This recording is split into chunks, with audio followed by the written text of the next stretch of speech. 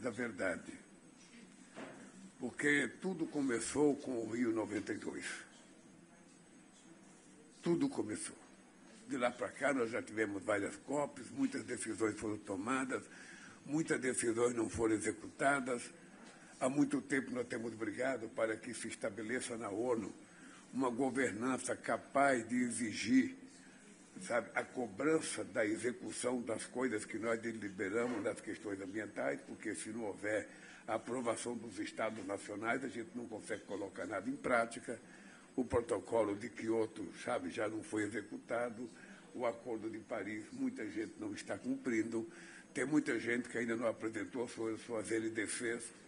Então, essa COP ela vai ser uma COP que nós vamos começar ela com a apresentação de alguns cientistas. Porque uma das coisas que está colocada para nós, chefes de Estado, é a gente dizer para a humanidade, para as pessoas que a gente representa, se a gente acredita ou não na ciência, se a gente confia ou não naquilo que a ciência está prevendo para os acontecimentos climáticos do mundo. Eu sou daqueles que acreditam. Portanto, se eu acredito, eu acho que nós precisamos começar a trabalhar para evitar que os males que estão sendo preconizados aconteçam. Nós, seres humanos, temos inteligência para evitar isso. Então, essa COP, ela vai ser denominada COP da Verdade por isso.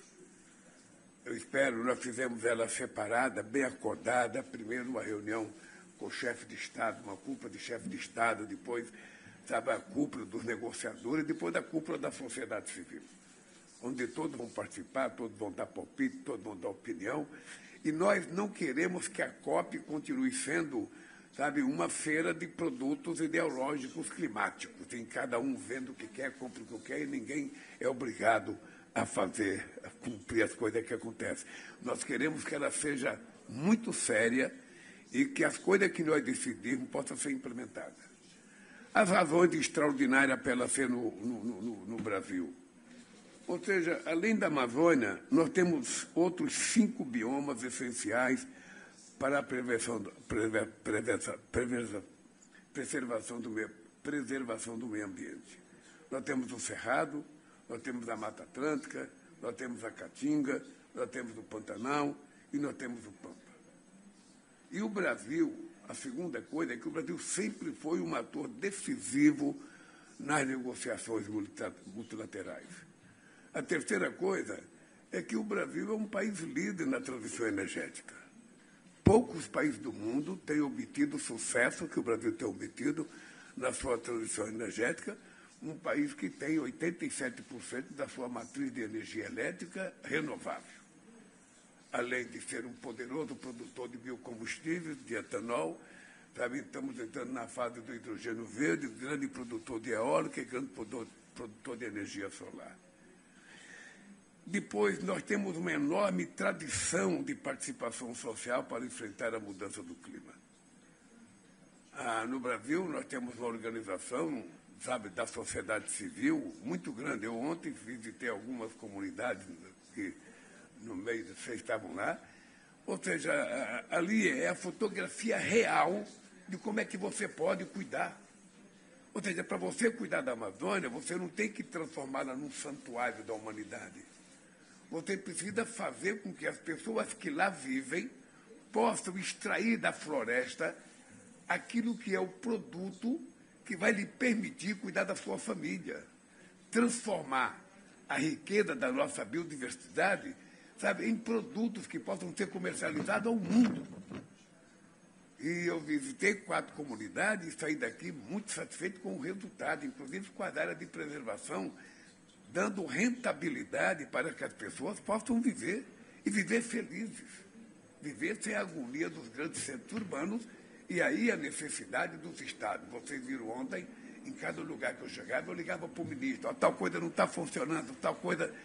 Porque muitas vezes a gente decide uma coisa em Brasília e até chegar aqui embaixo leva meses. Um chuveiro, quando a gente abre, primeiro sai água fria, mas chega quente. Sabe? Na maioria das vezes. Aqui, a política pública tem que ser assim. Quando a gente delibera lá em cima, ela tem que chegar na ponta. Então, eu, quando vejo uma pessoa sem dente, eu fico incomodado, porque eu criei um programa chamado Brasil Sorridente, para não deixar nenhum brasileiro sem dente, cuidar do dente, fazer tratamento de canal, fazer ortodontia, fazer prótese, sabe? Nós só, há 2 meses atrás, eu fui buscar 800 ambulâncias, sabe, com um equipamento dentário para andar o Brasil cuidando das pessoas. Porque se o Estado não estiver presente, as coisas não acontecem. Depois, uma outra coisa importante é que o Brasil tem virado um país referência de combate às desigualdades. Vocês sabem que quando nós chegamos aqui, sabe, nós encontramos a primeira vez o Brasil com 54 milhões de pessoas passando fome. Em 2014, nós acabamos com a fome no Brasil. Aí eu votei em 2023, nós tínhamos 33 mil pessoas passando fome. Em 2 anos e meio a gente acabou com a fome outra vez. E o Brasil tem sido um trabalho muito forte na política de inclusão social, porque é isso que conta para você poder dar às pessoas a certeza de que ele é tratado com respeito, ele não é invisível. A questão de nós estarmos enxergando ele. Então, esse combate à desigualdade é uma coisa que eu prego isso, eu trago isso na luta das COP. Há muito tempo o Brasil é levado muito a sério nas COP, porque nós temos muito o que mostrar. E agora mesmo a gente pôde provar que a gente tem muita coisa para mostrar. O desmatamento já caiu 50%, sabe, 45% no outro bioma, ou seja, nós estamos fazendo uma coisa não apenas de proibir, achar que é criminoso fazer. Nós estamos construindo parceria com os prefeitos, estamos dando incentivo, ao invés de dizer que o prefeito está errando, nós temos que incentivar o prefeito a ser sócio nosso no combate ao desmatamento, no combate à degradação das terras. E, para isso, você tem que tratá-lo bem, com cordialidade, e criar uma espécie de recurso para ajudar os prefeitos a se sentirem, sabe, fazendo um trabalho prazeroso, e não tendo um ente federado brigando contra o outro. Essa é uma coisa muito importante, e a gente também vai fortalecendo a ideia do multilateralismo. Ou seja, que juntos a gente pode fazer muito mais do que sozinho. Bem, eu estou dando um quadro geral, porque depois vamos fazer muitas outras perguntas. Nós temos interesse aqui, uma coisa nova, que vocês devem torcer para a gente conseguir aprovar, que é o famoso programa de TFFF, ou seja, Florestas Tropicais para Sempre. Ou seja, ao invés de a gente ficar esperando doação de um país rico, sabe, que sempre vão dar aquém daquilo que é necessário, porque a dívida agora já está em 1 trilhão e 300 bilhões de dólares. Ou seja, então, ao invés de a gente ficar esperando a doação, nós criamos um fundo. Um fundo em que não será doação, é um fundo de investimento. E o Brasil, quando anunciou esse fundo, o Brasil já depositou 1 bilhão de dólares. É um fundo que vai trazer rentabilidade para o investidor, e uma parte dessa rentabilidade vai financiar os países que mantêm sua floresta em pé. Então, é um fundo de ganha-ganha. E nós esperamos que, quando a gente terminar a apresentação do TFFF, a gente tenha muitos países participando. Nós também vamos fazer uma proposta de quadruplicar a quantidade de combustíveis sustentáveis no mundo. Nós queremos ver se é possível inaugurar uma nova fase da COP de implementação, porque é o seguinte, chega de discussão, agora precisa implementar o que nós já discutimos.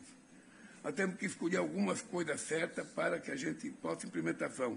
E aí a nossa ideia é de propor, sabe, a criação de um Conselho do Meio Ambiente, um órgão ligado à ONU, com um pouco mais de poder, para poder, ao decidir uma decisão aqui, esse Conselho poder viajar o mundo acompanhando os resultados, sabe, das decisões que nós tivemos aqui, porque senão não vai acontecer. Um país falou, não vou cumprir, não acontece nada com ele, sabe? Então a COP vai perdendo o estímulo. Daqui a pouco as pessoas não querem mais participar, porque não adianta nada. Depois, nós vamos propor mais discussões, a ideia de propor um mapa do caminho, porque a gente fala, na diminuição dos combustíveis fósseis. Então, o que nós queremos é começar uma discussão para saber se, numa linha de tempo, quando é que a gente pode prever que o mundo está preparado para se livrar do combustível fóssil. Não é uma coisa fácil e simples, não é uma tomada que você desliga, é um processo. É um processo de discussão que envolve governo, que envolve empresários, que envolve trabalhadores, que envolve a sociedade civil, que envolve especialistas. E nós temos que começar um dia a fazer essa discussão. Porque senão a gente vai ficar só falando, e as coisas não acontecem. Eu estou muito à vontade para falar nisso, porque no caso do Brasil, nós temos já 30% de etanol misturado na nossa gasolina, que já emite menos CO2 do que toda e qualquer gasolina do mundo. Nós já temos 15% de biodiesel misturado no nosso óleo diesel, que já emite menos CO2 do que todos os óleos diesel do mundo. Então, nós também queremos convencer a humanidade de que a questão do combustível alternativo é uma coisa muito importante, porque gera muito emprego. Eu fico imaginando os lugares mais pobres do planeta, na América Latina, na África, sabe? Se a gente fizer uma opção, sabe, por produzir combustível renovável, a quantidade de emprego que a gente pode gerar, o dinamismo que a gente pode gerar na economia. Agora, isso é muito fácil de falar e é difícil de fazer, mas nós precisamos começar a discutir isso. Eu lembro que quando, em 2003, nós sugerimos a começar a produzir biodiesel, muita gente achava que a gente estava ficando maluco. Não, vocês são doidos, isso aqui não vai dar certo, não vai dar certo. Eu andava com várias oleaginosas na mão, mamona, pião manso, sabe? E, de repente, a sociedade se acomodou naquilo que é mais. Hoje nós temos palma, nós temos soja, hoje nós temos etanol de milho, de cana-de-açúcar. Ou seja, as coisas estão acontecendo de verdade. E está provado que é possível. Está provado que é possível. Eu tive uma discussão esses dias com a indústria automobilística brasileira, porque há muito tempo eu achava que eles poderiam colocar, sabe, quanto de biodiesel fosse necessário no motor, que não estragava o motor. Mas como eles são donos da tecnologia do motor, eles sempre ficam, não, porque não sei, vai estragar o motor, vai criar problema no motor. Aí, por acaso, um empresário comprou 100 caminhões da Scania. E a Scania comunicou a ele, você pode utilizar 5, 10, 15 ou 100% de biodiesel, que não tem nenhum problema. Eu falei, cara, mas se o cara da empresa, o dono da empresa disse que pode, por que os outros não podem? Aí eu fui fazer uma discussão a semana passada com a Mercedes-Benz. E a Mercedes montou ônibus e montou alguns caminhões que saíram do Rio Grande do Sul, na fábrica de biodiesel que tem lá do empresário brasileiro, até Belém, já chegaram aqui, para medir o consumo a emissão de gases. Bem, aí eu perguntei para o empresário, me diga uma coisa, se nós temos uma mistura de 15% de biodiesel no óleo diesel, é necessário a gente ficar utilizando o mix tecnológico da Europa, Euro 6, Euro 7, Euro 8. Cada vez que aumenta €1, aumenta 15% o preço do caminhão ou do ônibus. Nós, na América do Sul e no Brasil, temos que pagar esse preço se nós temos um combustível alternativo? Ele falou, não. O Brasil, necessariamente, não precisa acompanhar o mix da Alemanha. Mas eu falei, mas nós acompanhamos. Porque, como vocês são as matrizes, vocês impõem as filiais de vocês a acompanhar aqui. Então, eu estou contando isso para vocês saberem o espaço que existe para a gente sair do comodismo de continuar na mesmice. A mesma coisa vai valer para o combustível de navios no mar. Nós já temos alternativa. Combustível de avião, nós já temos alternativa. Então, você percebe que o mundo está dando um salto de qualidade. Tem gente que não acredita, por exemplo, o presidente Trump me disse que eu não acredito em economia verde. Ele vai acreditar, porque em algum momento ele vai perceber que nós não temos muita alternativa. Sabe, em algum momento ele vai perceber. Eu já tive tanta coisa na minha vida que eu não acreditava e depois eu passei a acreditar. Quando eu falo para vocês que eu me sinto uma metamorfose ambulante, é porque eu vivo aprendendo. Eu não tenho nada na minha vida definitivo. Ah, mas você mudou de posição. Eu mudei porque eu aprendi. Que bom que a gente tem a coragem de mudar de posição, se a gente estiver errado. Então, eu acho que todos os presidentes, inclusive o Trump, ele vai mudar de posição. É apenas uma questão de tempo. Eu insisti para ele vir aqui, insisti. Vá conhecer a Amazônia, cara. Vá, você vai perceber que o humor da gente fica maravilhosamente bom. Sabe? Fica com humor muito melhor. Então, a COP aqui, ela está começando amanhã. Eu acho que ela vai ser um sucesso. Ela vai ser um sucesso. Ela vai ser uma COP prazerosa. Eu espero que vocês, jornalistas, possam não só participar do debate, mas, por favor, aproveita a culinária do estado do Pará. Vocês não vão conhecer em lugar nenhum do mundo. Comer filhote. Presidente, Carlos Menezes, da Agência F, obrigado por receber. Vai me permitir pular do assunto da COP, que temos só 1h15, e o tempo está muito corrido e tem muitas questões para perguntar para o senhor. Mas, em paralelo à COP, tem um assunto muito importante que está acontecendo na América do Sul, com o despliegue militar dos Estados Unidos no Mar Caribe e na parte do Pacífico Oriental, Colômbia. E eu estou um pouco chocado porque os governos da América Latina não passaram de condenar o assunto, simplesmente divulgar notas oficiais. E eu acho que a América Latina deveria tomar uma posição mais contundente, porque estão matando, bombardeando civis praticamente nas águas, no limite das águas de Colômbia e Venezuela. Concorda com essa posição? Olha, nós vamos ter uma reunião da CELAC dia 10, em Santa Marta, na Colômbia.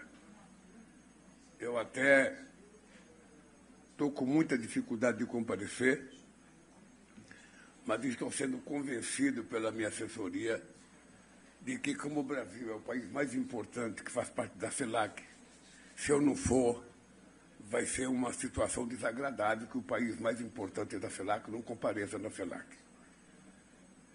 A minha assessoria já está rindo, porque eles estão me enchendo o saco há mais de um mês. E, veja, só tem sentido a reunião da CELAC nesse momento se a gente for discutir essa questão dos navios de guerra americanos aqui nos mares da América Latina. Eu tive a oportunidade de conversar com o presidente Trump sobre esse assunto, dizendo para ele que a América Latina é uma zona de paz. Aqui não proliferou armas nucleares. No caso do Brasil, é constitucional. E eu tenho orgulho de ser constituinte e ter votado para que não houvesse proliferação de armas atômicas, de armas nucleares aqui no Brasil. Então, nós somos uma zona de paz, nós não precisamos de guerra aqui. Não precisamos de guerra. O problema que existe na Bolívia é um problema político que deve ser resolvido na política. Eu disse ao presidente Trump, até pedi para ele, converse com o presidente Bush, ele vai lhe contar o que nós fizemos em 2003, quando tinha uma situação que deram um golpe no Chaves, que derrubaram o Chaves, depois o Chaves voltou, e era preciso fazer um referendo, tinha um clima político muito nervoso na Venezuela. Eu propus a criação de um grupo de amigos da Venezuela. Nesse grupo de amigos eu coloquei os Estados Unidos e coloquei a Espanha. A Espanha, porque o Aznar tinha sido o primeiro chefe de governo a reconhecer o golpista, a reconhecer o empresário que assumiu no lugar do Chaves, e porque o Bush estava sendo acusado de ter dado o golpe na Venezuela. Então eu coloquei tanto os Estados Unidos quanto a Espanha, porque eu precisava de gente que tivesse confiança da oposição. Não era um grupo de amigos do Chaves, era um grupo de amigos da democracia e da Venezuela. Olha, para minha felicidade, participou o Colin Powell, que teve uma contribuição muito importante. Participou a Condoleezza Rice, participou a Fundação Jimmy Carter, participou a Espanha, participou o Brasil, participou a Argentina, participou o Canadá, e nós fizemos um acordo e foi feito um referendo, sabe, revocatório, e deu tudo certo. O problema é que em algum país a política é feita com um pouco mais de nervosismo. As pessoas falam polarização, polarização, polarização. Em todo país que tem dois partidos tem polarização. É assim na Espanha, é assim na Inglaterra, é assim na Alemanha, é assim na Suíça, é assim. Em todo lugar que tem 2 partidos, você tem polarização. Aqui no Brasil tem 30 partidos, sabe? Então a polarização ela era menor. Agora, ela também está muito forte, a nossa polarização, está muito forte. Mas veja que engraçado. Eu ganhei as eleições. Mais da metade dos partidos que não me apoiaram estão participando do meu governo. Sem nenhum problema. Uma coisa é a briga que você faz para ganhar as eleições. É como 2 times de futebol. Uma coisa são os empurrões, o xingamento que você faz dentro do campo. Mas na hora que termina o jogo, a vida segue. E eu, para governar o Brasil, eu precisava construir a maioria no Congresso Nacional. E você não pode construir maioria com quem não é deputado, com quem não é senador. E você tem que conversar com quem não votou em você. E eu, hoje, tenho muitos partidos, apenas um partido não está no meu governo. Mas a gente conseguiu construir de forma extraordinária, sabe, essa aliança. Então, nós vamos tentar, na CELAC, discutir essa questão da Venezuela, discutir essa questão da participação das Forças Armadas Americanas nos mares do Caribe. Não é necessário, ou seja, a polícia tem todo o direito de fazer o combate, sabe, ao narcotráfico. Tem todo o direito e responsabilidade de fazer. E os americanos poderiam estar tentando ajudar esses países e não tentando ficar atirando contra esses países. Mas o senhor teme uma invasão terrestre das forças americanas? Não, eu não quero que a gente chegue a uma invasão terrestre. Eu disse ao presidente Trump, e vou repetir para você, de que um problema político a gente não resolve com armas. A gente resolve com diálogo. Sabe? Então, se está faltando diálogo, eu me coloquei à disposição, sabe, naquilo que entenderem que o Brasil possa ajudar, nós temos todo interesse em ajudar. Nós não desejamos, nós não queremos conflito na América do Sul. Sabe, o único conflito que nós queremos é o verbal, sabe, que não machuca e nem tira vida, não derruba ponte, não destrói ferrovia, não destrói casa e também não machuca. Mas o restante a gente não precisa, sabe, de contencioso na América Latina. Não precisa.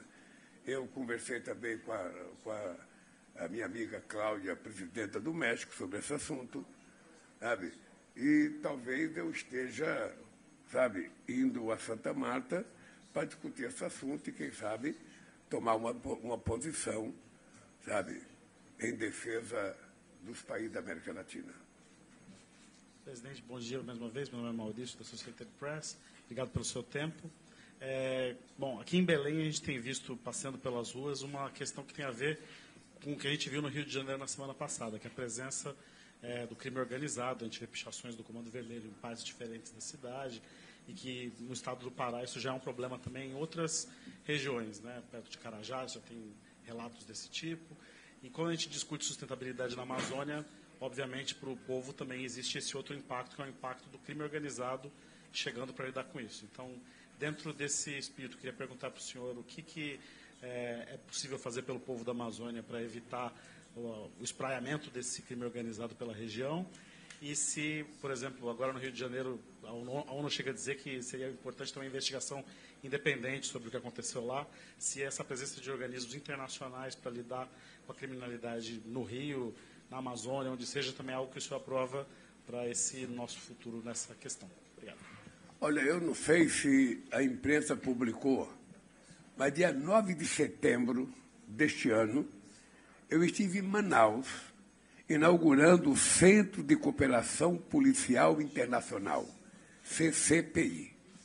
Ou seja, é um centro coordenado pela Polícia Federal Brasileira a partir de Manaus, com a participação de policiais de todos os estados da América do Sul, que tem a floresta amazônica, e com a participação também de representação de policiais dos estados brasileiros. E ainda mais com a participação da Interpol. Ou seja, foi criado um centro apenas para combater o narcotráfico e o crime organizado nas nossas fronteiras. Tá? Isso está funcionando desde setembro de 2025. Isso já está criado. Veja, o crime organizado hoje faz parte da realidade política da América Latina e faz parte também da política dos Estados Unidos, faz parte de muitos lugares. Uns mais sofisticados, outros menos sofisticados. O que nós precisamos é fazer investimento, mais inteligência na polícia, para que a gente possa combater. Sabe? Em São Paulo, por exemplo, a Polícia Federal descobriu uma fábrica que produzia mais de 3.000 rifles, sabe? Que a gente vinha dizendo que era importado, que era contrabando. Não, era feito lá numa fábrica. Foi desmontada uma parte em São Paulo, uma parte em Minas Gerais, e era quem fornecia para o Rio de Janeiro.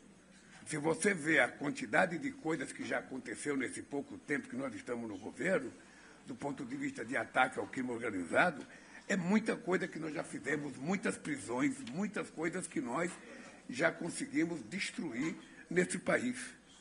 Então, se a polícia tiver os efetivos necessários, nós mandamos uma PEC, uma emenda constitucional para o Congresso Nacional Brasileiro, para que a gente possa definir como é que o Estado, como é que a União pode participar junto com os Estados, sem interferir na autonomia do Estado.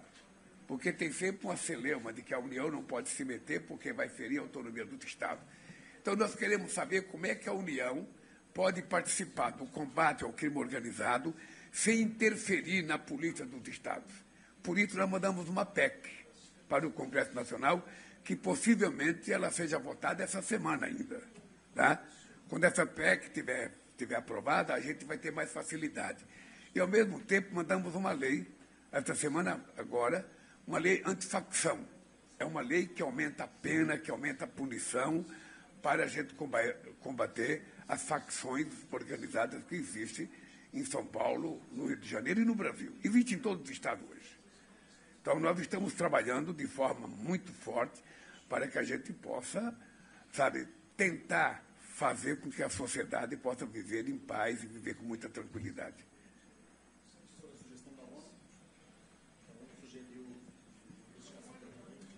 Sugeriu o quê? Uma investigação independente sobre o que é possível. Veja, nós estamos tentando essa investigação. Nós, inclusive, estamos tentando ver se é possível os legistas da Polícia Federal participarem do processo, sabe, de investigação da morte, como é que foi feito, porque tem muitos discursos, tem muita coisa. As pessoas foram enterradas sem que houvesse, sabe, uma perícia de outro órgão. Então, nós estamos trabalhando nisso, a Polícia Federal está trabalhando nisso, o meu Ministério da Justiça está trabalhando nisso, o Ministério Público Federal está trabalhando nisso. Vamos ver se a gente consegue fazer essa investigação, porque a decisão do juiz era uma ordem de prisão, não tinha uma ordem de matança, e houve a matança.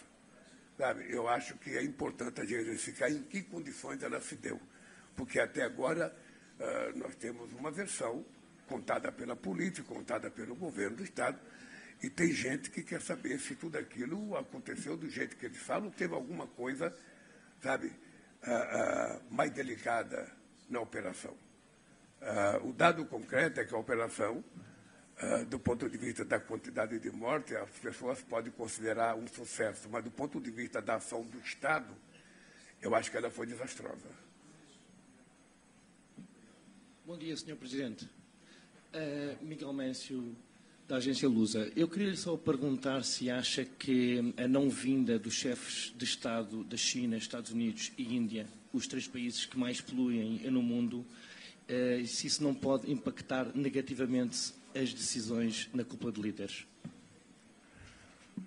Olha, eu participo de muitas COPs. E nem em todas as COPs você tem todos os principais líderes.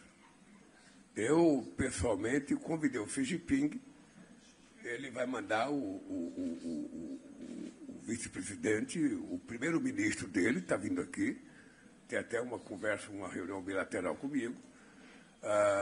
Os Estados Unidos, acho que ele vai mandar nem representação.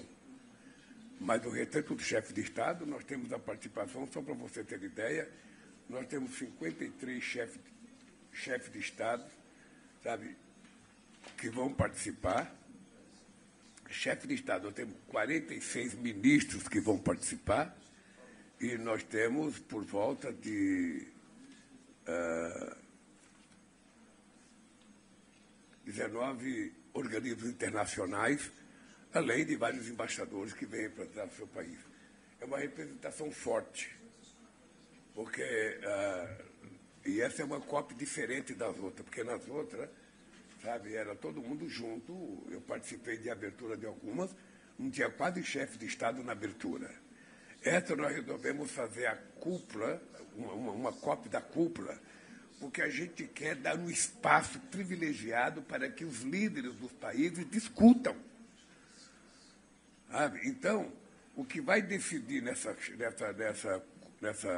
COP de cúpula é que nós vamos, ao terminar, nós vamos ter que dizer a COP que vai acontecer a partir do 10 de abril, o que nós estamos dispostos a fazer.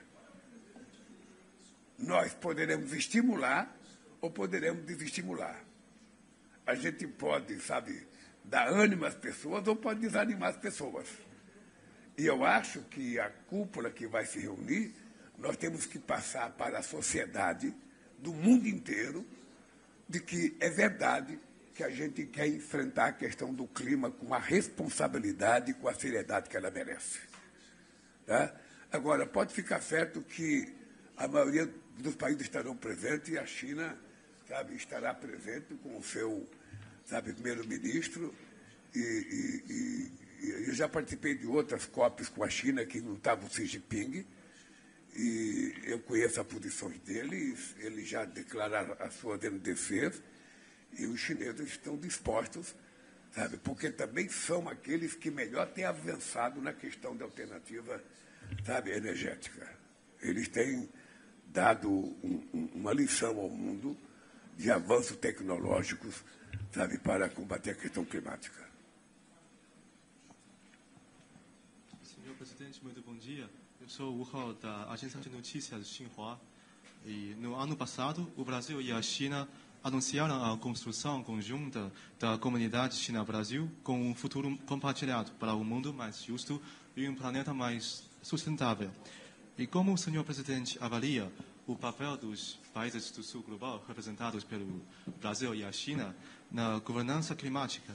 E como o senhor responde às críticas de que a cooperação agrícola do Brasil com a China ou com qualquer outro país estaria prejudicando o ecossistema brasileiro? Obrigado.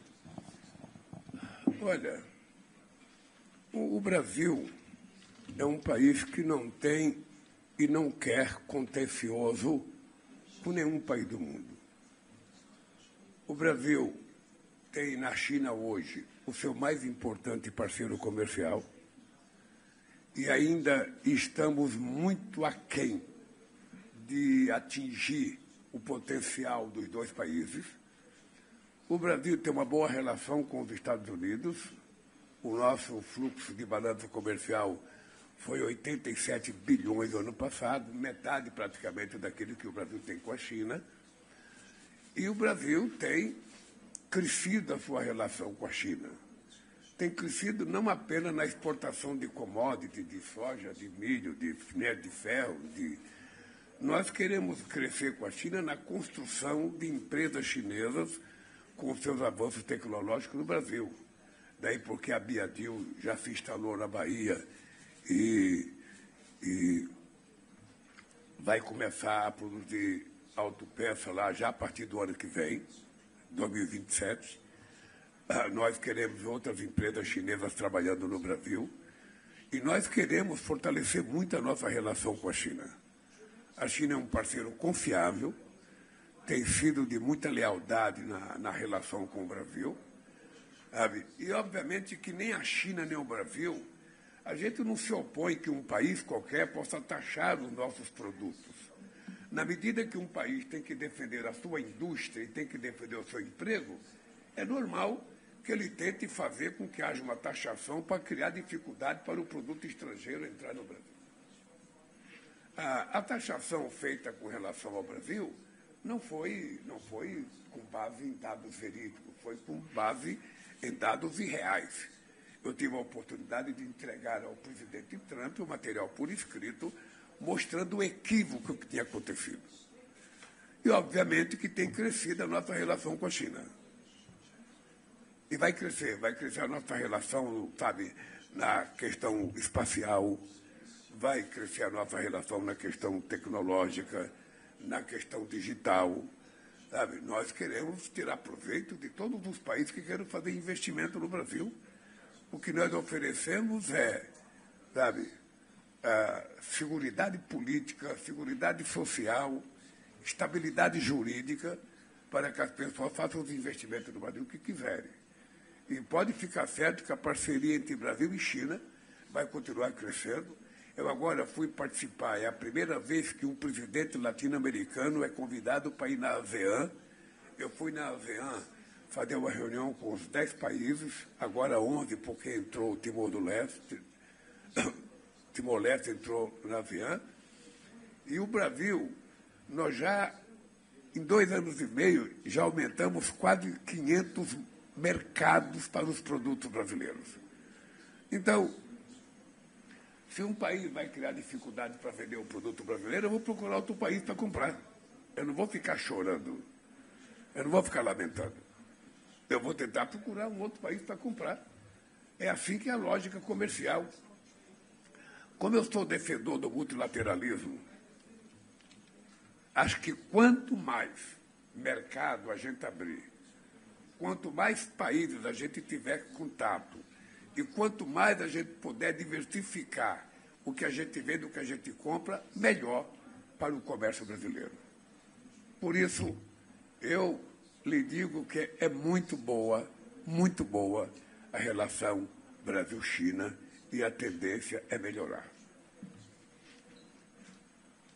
Bom dia, senhor presidente. Ana Pellegrini, da agência France Press. Obrigada pelo seu tempo.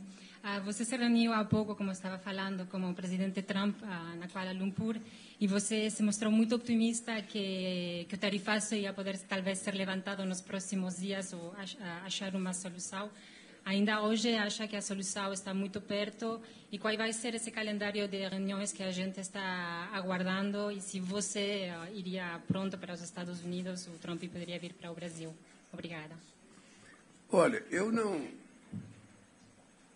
eu saí da reunião com o presidente Trump certo de que a gente vai estabelecer um acordo.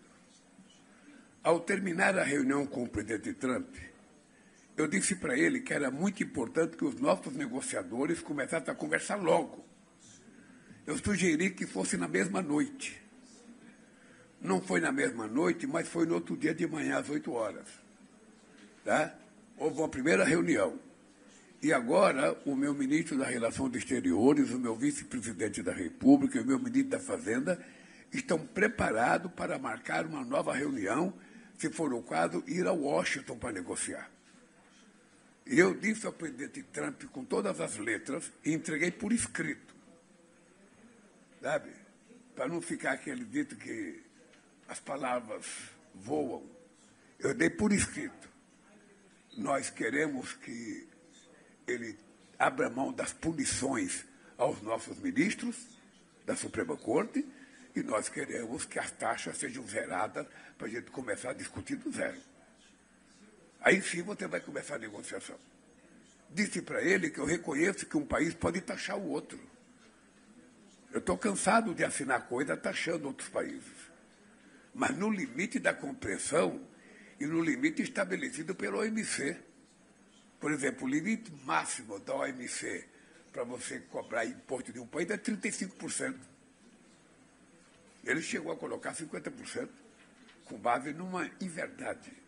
Então, isso está colocado. Tá? Eu, quando terminar a COP, se não tiver marcada a reunião entre os meus negociadores e os negociadores do Trump, eu vou ligar para o Trump outra vez. Porque ele tem o meu telefone e eu tenho o telefone dele. Então é o seguinte, o interesse é meu de negociar. Então, ao terminar a COP, se não tiver tido a reunião, eu não terei nenhum problema de ligar para o presidente Trump, não terei nenhum problema de ir a Washington, não terei nenhum problema de ir a Nova York, e espero que ele não tenha nenhum problema de vir ao Brasil. Nós somos as duas maiores democracias do mundo ocidental. E, portanto, quanto mais respeito a gente se tratar, quanto mais cordialidade a gente passar para o mundo, será melhor para os Estados Unidos e melhor para o Brasil. É assim que eu faço política. Thank you. I'd like to ask about... Oh, sorry. Estou te ouvindo. Does it work? Yeah. I'd like to ask about finance, specifically climate finance. And you mentioned earlier that you were hoping that this COP projected a different kind of tone, not the expos or the fairs that we've seen of the past, but a more serious one talking about discussion and policy. Currently, we have finance leaders, corporate executives, regulators in Sao Paulo, far away from the negotiations, but many of the players here in Belém will be hoping that those same financial interests will be funding what's done. So my question for you is what you hope that COP will do to bring that money in, and what Brazil specifically is doing to do that in Brazil.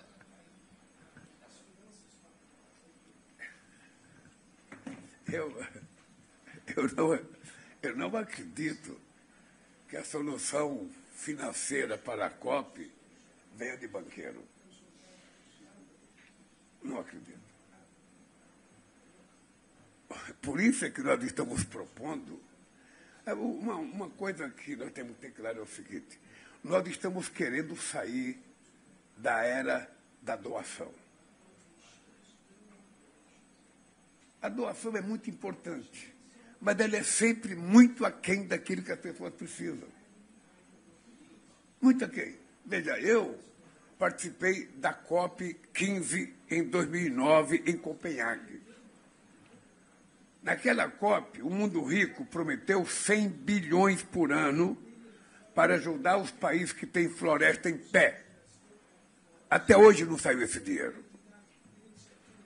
Agora a dívida já é 1 trilhão e 300 bilhões de dólares. Ora, se eles não deram 100 bilhões, vão dar 1 trilhão.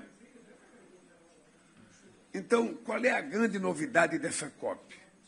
É que nós criamos um fundo de florestas tropicais para sempre, o TFFFF. Ou seja, em que não será doação, será investimento.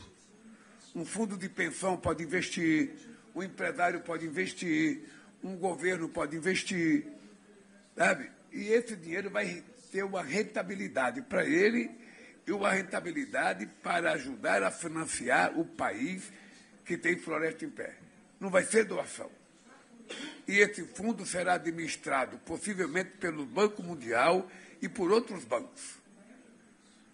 É bem importante que a gente discuta a necessidade de ter mais bancos cuidando desse dinheiro. A ideia não é que você consiga tudo amanhã, tudo numa semana.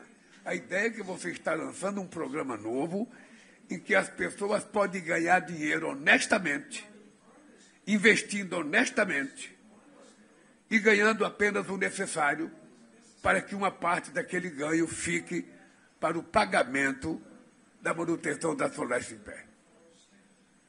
E quando eu digo para a manutenção da floresta em pé, é fundo para você poder pagar para as pessoas que estão lá cuidando.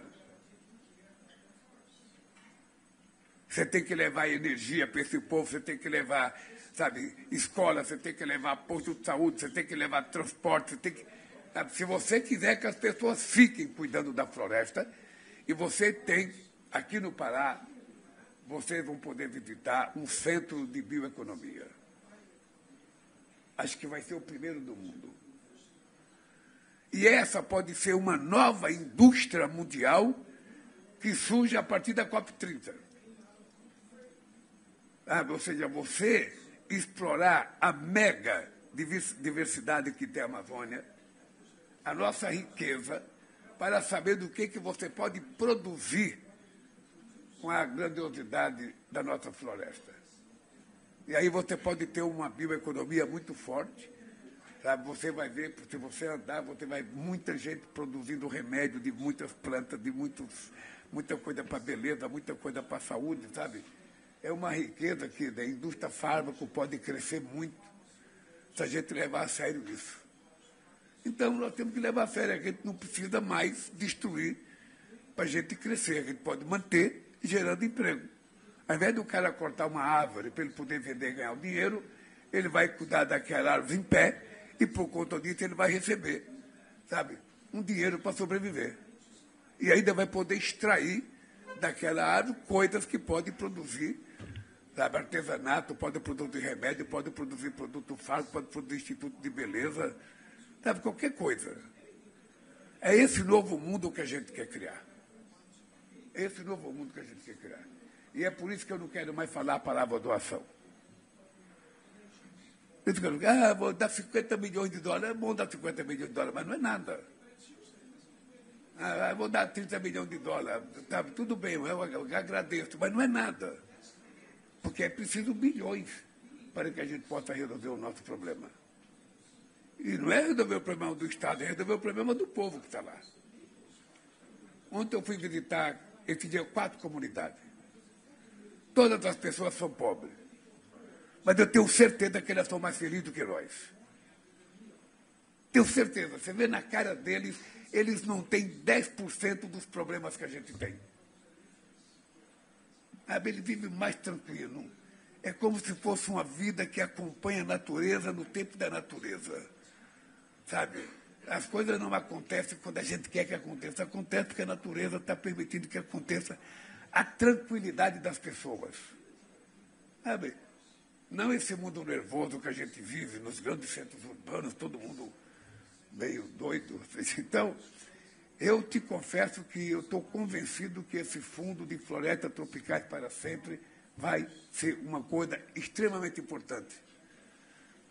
Por exemplo, tem gente que fala, não, nós temos que tirar dinheiro das petroleiras, nós temos que tirar dinheiro dos bancos, nós temos que tomar... Não, eu acho que essas empresas petroleiras vão, ao tempo, se transformar em empresas de energia, sabe? E muito mais rápido do que as pessoas imaginam. Muito mais rápido. Porque os avanços tecnológicos nessa área são... Sabe? Ontem eu vi uma coisa fantástica, ontem eu vi um robô para tirar açaí. Você já viu um cara pegar um cacho de açaí? Você viu como é que ele sobe no coqueiro? Pois ontem, o empresário aqui do Pará mostrou um robozinho que corta o cacho e traz, sem risco de vida para ninguém. Então, nós temos a chance de fazer uma revolução nessa chamada economia verde. Então, é isso que nós estamos apostando. E se vocês tiverem oportunidade, visite o Centro de Bioeconomia, que está instalado num desses galpões do Porto aí. Senhor Presidente, vai me desculpar de novo, vou mudar de assunto. A gente ficou um pouco surpreso porque na Indonésia o senhor anunciou que vai se candidatar para 2026. A gente se surpreendeu com essa notícia que era de madrugada. E eu lembro que nos últimos meses, quando todavia ainda não tinha anunciado oficialmente, falava 2 fatores. Se o senhor estava com a saúde certa, que isso a gente demonstrou ontem pegando o cacau do pé, dando pulos. E a segunda era se a extrema-direita, de novo, fosse uma ameaça para o Brasil. E se fosse, de novo, chegar no poder no Brasil. Eu gostaria de saber do senhor as razões que levaram para o senhor se candidatar de novo, por parte disso. Bom, primeiro, eu queria te dizer que foi um erro eu ter anunciado na Indonésia que eu me candidatei. Eu não tenho eleitor lá. Sabe? Foi um erro meu. Mas eu falei, talvez motivado pelo bom tratamento que eu tive do presidente Prabowo, sabe, da bela festa que ele fez pelo meu aniversário antecipado. E o que eu tenho dito aqui? Está aqui, a minha esposa está aqui do meu lado, a Janja. Ela sabe que eu tenho dito o seguinte, olha, para que eu seja candidato aos 80 anos de idade, eu tenho que estar muito bem de saúde. Então eu tento me cuidar. Eu tento me preparar. eu tento fazer a coisa que um ser humano que quer viver muito faz. Eu não brinco quando eu falo que eu quero viver 120 anos. Eu estou reivindicando para mim a primazia, sabe? Porque dizem que o ser humano que vai viver 120 anos já nasceu. Então, eu estou reivindicando a primazia para mim. E quem sabe seja eu essa pessoa. Então, veja, eu me cuido muito. Me cuido muito. Então, se eu tiver no momento de decidir com, sabe, o meu ânimo que eu estou hoje, a alegria que eu estou, eu vivo o melhor momento da minha vida. Vivo o melhor momento da minha vida aos 80 anos de idade.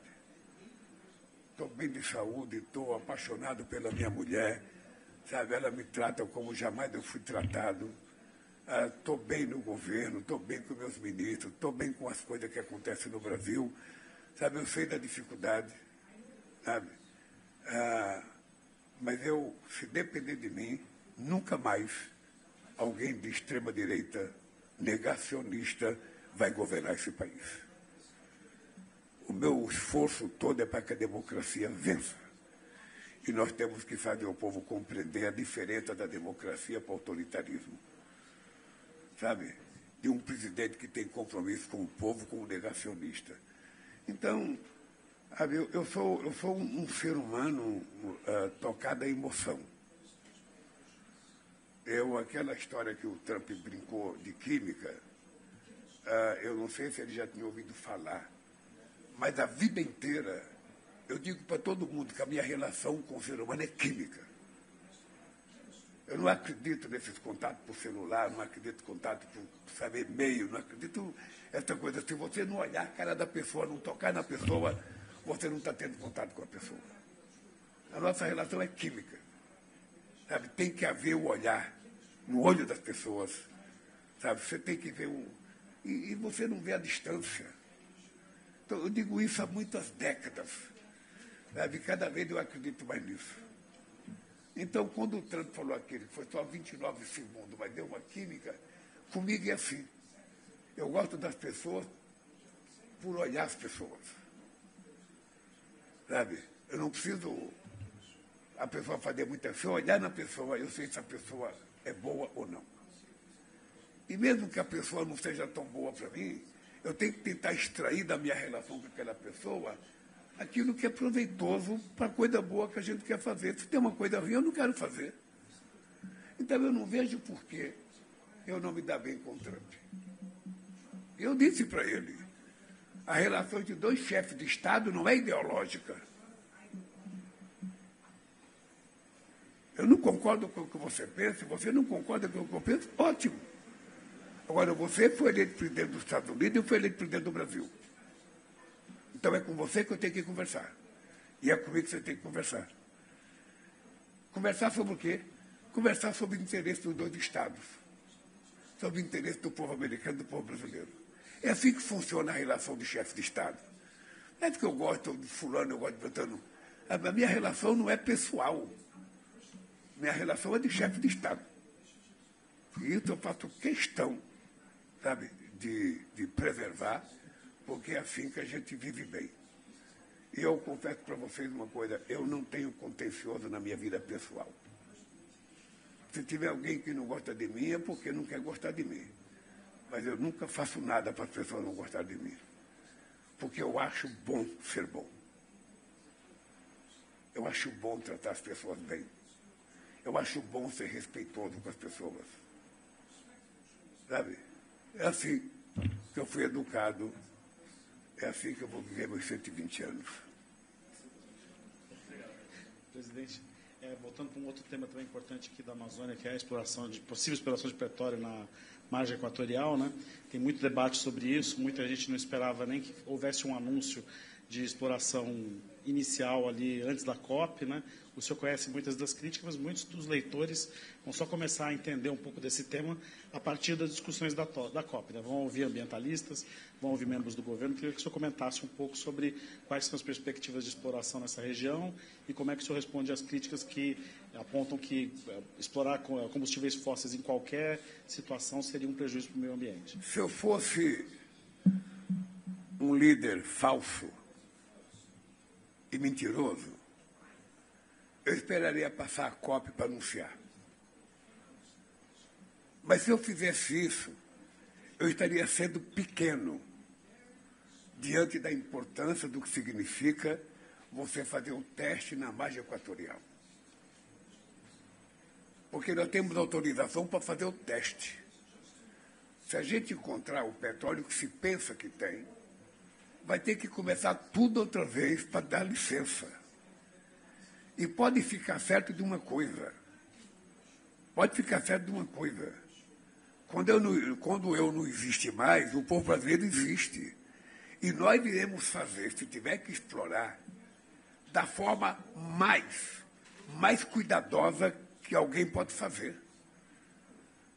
Nós não vamos colocar em risco uma coisa que nós acreditamos que faz bem para a humanidade. Agora, o Brasil é um país pobre. Vocês conhecem os dados, milhões de pessoas. Se você tiver, você tem que saber como explorar e como evitar qualquer risco. Veja, a Petrobras é a empresa mundial com maior competência de prospecção em águas profundas do mundo. Até agora não tivemos um incidente com a Petrobras. Nada igual ao Golfo do México.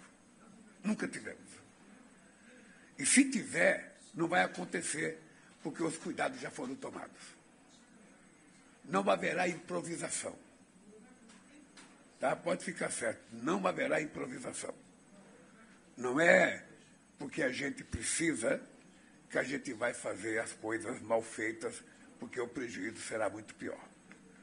Então, depois, se a gente encontrar, quando tiver o resultado da pesquisa, vai começar toda uma nova discussão outra vez. Tá? Porque, você veja uma coisa, quando eu disse para vocês que a Petrobras tende a se transformar com o tempo numa empresa de energia, é porque ela já participa muito fortemente na questão do etanol, na questão do biodiesel. Ela sabe disso. E todo mundo sabe que um dia o petróleo vai acabar e que um dia a gente vai ter que parar de utilizá-lo. E no Brasil, a gente já dá lição ao mundo. Porque 30%, 100% da nossa gasolina utiliza 30% de etanol, que transforma a gasolina menos poluidora do que a dos outros países. E todo óleo diesel utiliza 15% de biodiesel, o que o torna um biodiesel mais limpo que os outros. Além do que a nossa matriz elétrica é 87% renovável. Além do que nós temos um extraordinário, mundo de eólica e de solar. E além do que nós temos 40 milhões de hectares de terras degradadas para recuperar.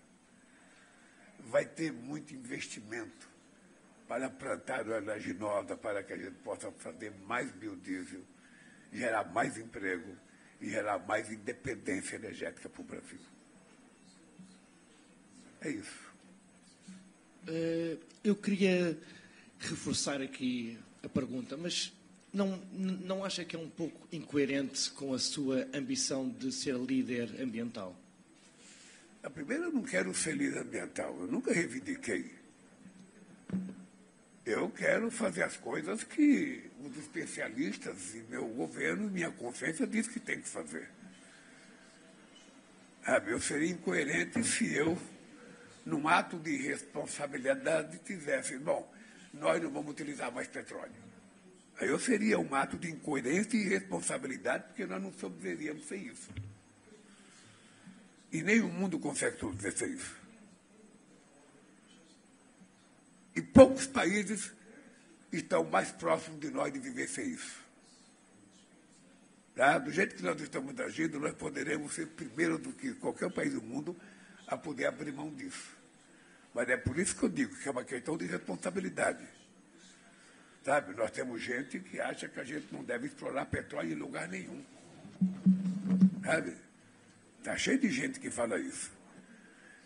Mas isso sim é incoerente, se você não apresenta uma alternativa.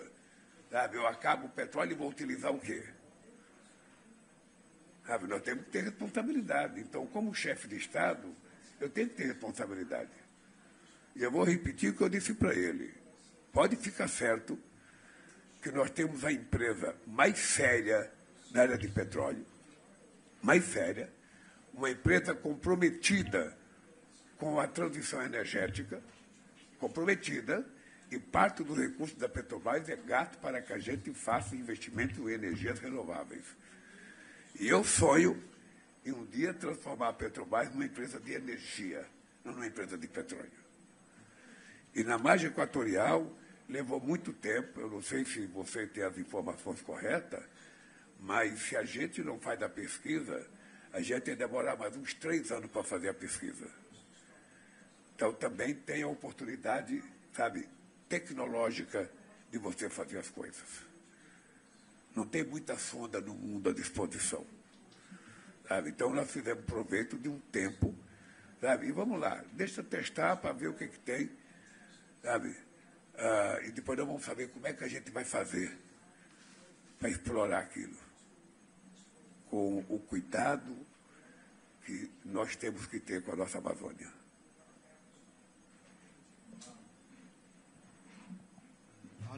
Além de esperar até os líderes dos países desenvolvidos a perceber a importância da governança climática, o que mais os países em desenvolvimento podem fazer de forma ativa para levar adiante a governança climática e assumir as suas responsabilidades? Obrigado. Olha, vou lhe contar uma coisa. Eu participei da COP15 em 2009. Na COP15, a Europa inteira, mais os Estados Unidos e o presidente Obama, queriam naquela COP jogar a responsabilidade da poluição do planeta nas costas da China. Eu, no mesmo dia, recebi telefonema da Angela Merkel, do Sarkozy, do Obama, do governo da Itália, do Gordon Brown.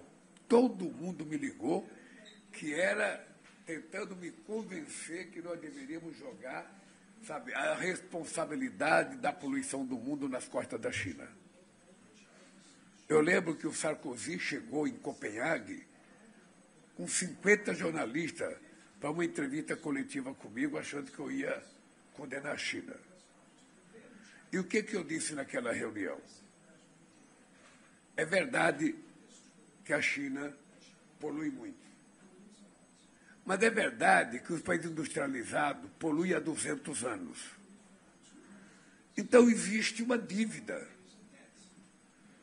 Então, é preciso saber se os países industrializados vão pagar a dívida que têm com o planeta. Ao invés da gente querer só culpar a China, quem é que vai pagar o contencioso de vocês? Sabe? Porque esse é o dado concreto.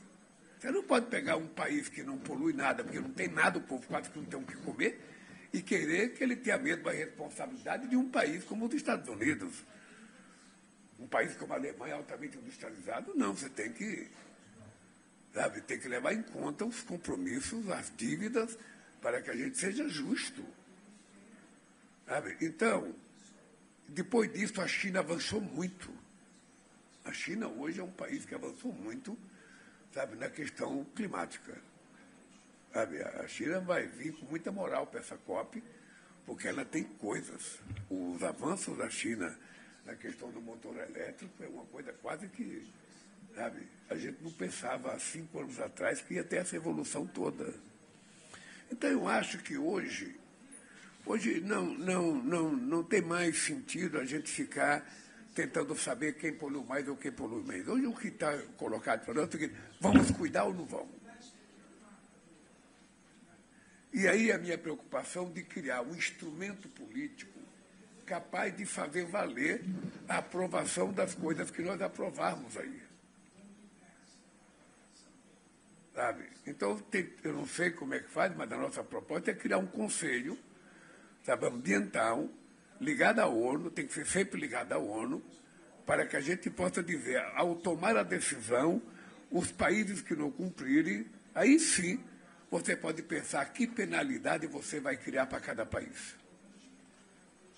Aí pode ser uma penalidade consentida de forma multilateral e não uma decisão unilateral de um país querendo punir o outro.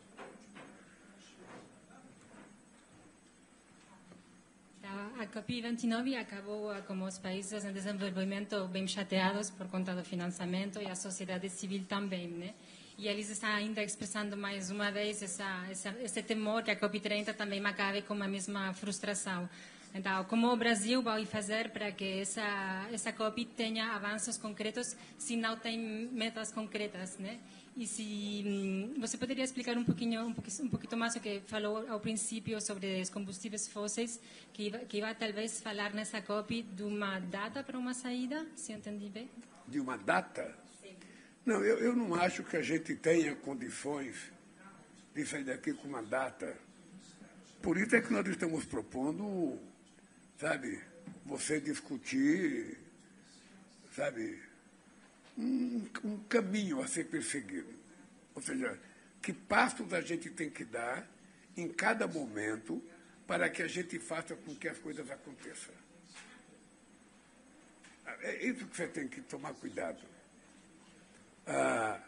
Porque se você fizer propostas, sabe, que sejam irreais, ela parece ser bonita quando você faz, mas ela é desmoralizante quando não acontece. Então, eu há muito tempo, no movimento sindical, eu aprendi uma lição de vida. Quando você reivindica uma coisa muito alta, mesmo que você consiga metade, é uma derrota. Então, eu passei a ter como lição de vida sempre fazer uma reivindicação próximo daquilo que era o possível. E o que acontece quando você faz as coisas próximo do que é possível? Quando você consegue, é uma vitória.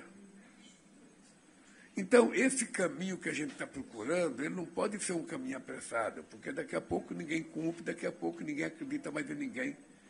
O que nós temos é que convencer as pessoas de que nós temos que dar passos.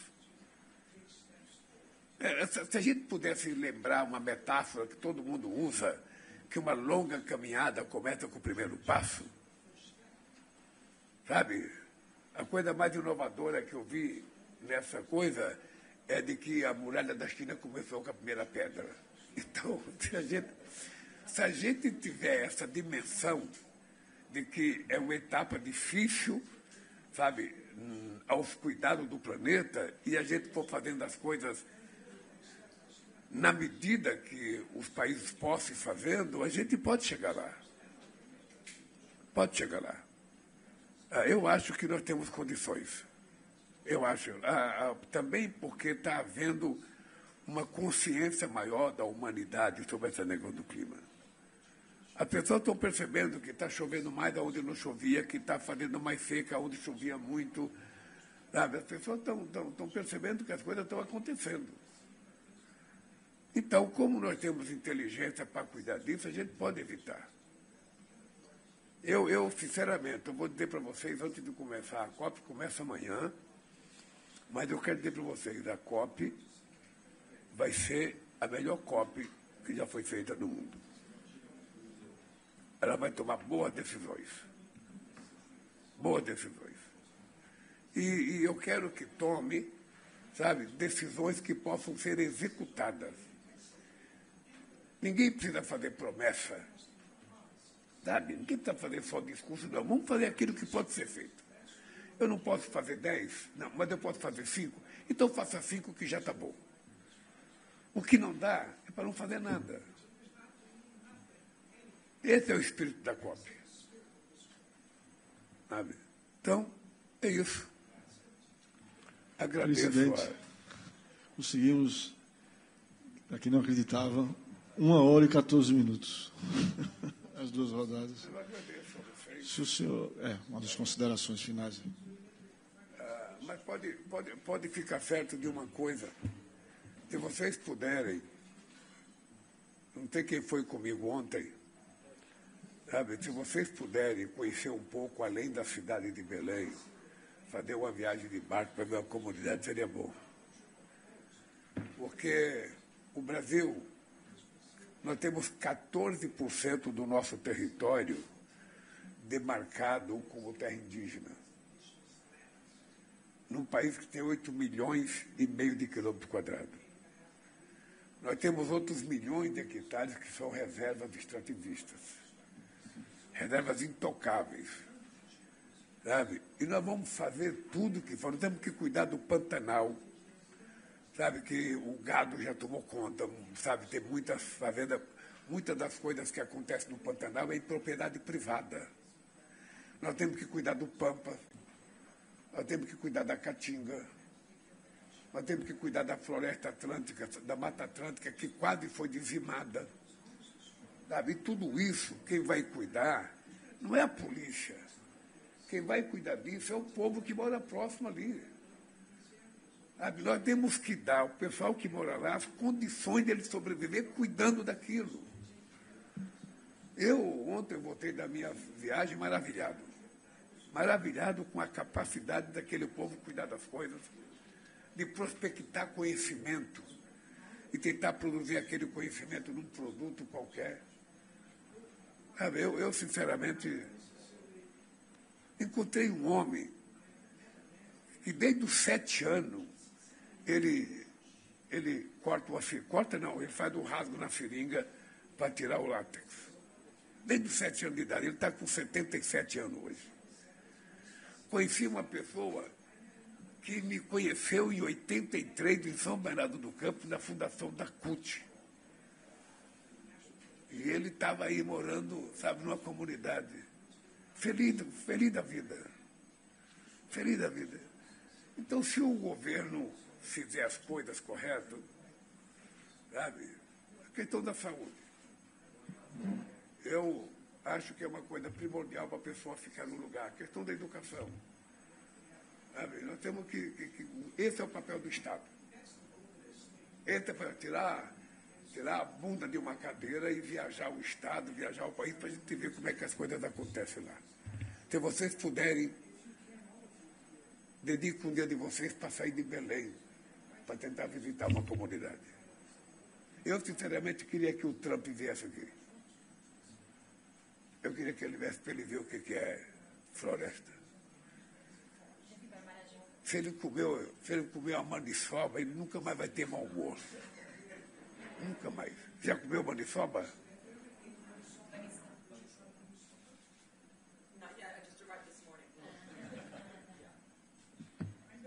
Ah, então coma.